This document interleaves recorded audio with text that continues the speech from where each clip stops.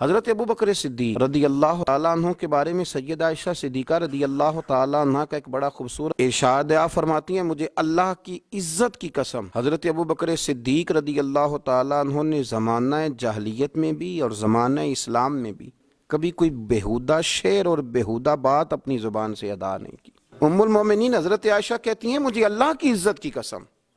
کبھی انہوں نے اپنی زبان سے کوئی بیہودہ شعر بیہودہ جملہ ادا نہیں کیا۔ اللہ نے انہیں شروع میں ہی وہ وزاداری عطا فرمائی تھی کہ جب بھی بولتے تھے عمدہ ہی بولتے تھے، جب بھی بات کرتے تھے بھلی کرتے تھے، جب بھی کسی عنوان پر گفتگو کرتے تھے تو ان کا لب و لہجہ بڑا ستھرا ہوتا تھا، بڑی شستہ بات کرتے۔ حضرت ابو بکر صدیق رضی اللہ تعالیٰ عنہ زمانہ جاہلیت میں بھی جب حضور نے اعلان نبوت نہیں کیا تھا اور انہوں نے کلمہ نہیں پڑھا تھا، اس دور میں بھی جو دور کی خرابیاں تھیں وہ آپ کے اندر نہیں پائی جاتی تھی۔ حضرت عائشہ صدیقہ رضی اللہ تعالیٰ سے ہی روایت ہے کہ حضرت ابو بکر صدیق رضی اللہ تعالیٰ عنہ نے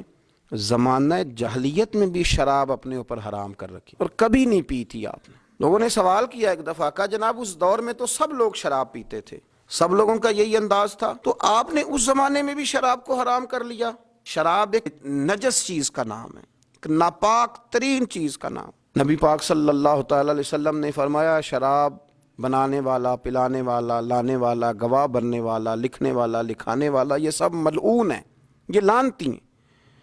کسی نے پوچھا کہ جاہلیت میں تو کوئی منع نہیں کرتا تھا، دور اسلام میں تو منع ہو گئی، تو آپ نے اس دور میں بھی کبھی نہیں پی؟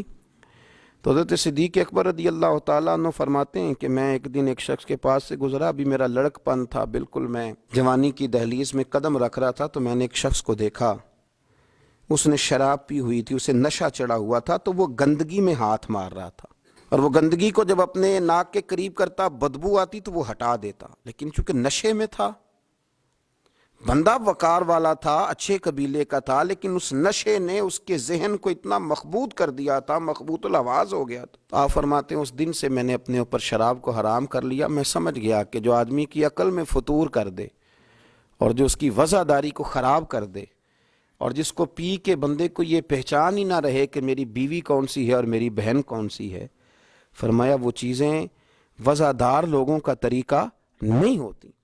یہ کوئی بڑے لوگوں کی علامت ہے کہ اس طرح کی گندگی کرنا، بے حیائی کرنا۔ تو آپ فرماتے میں نے کبھی بھی شراب نہیں پی،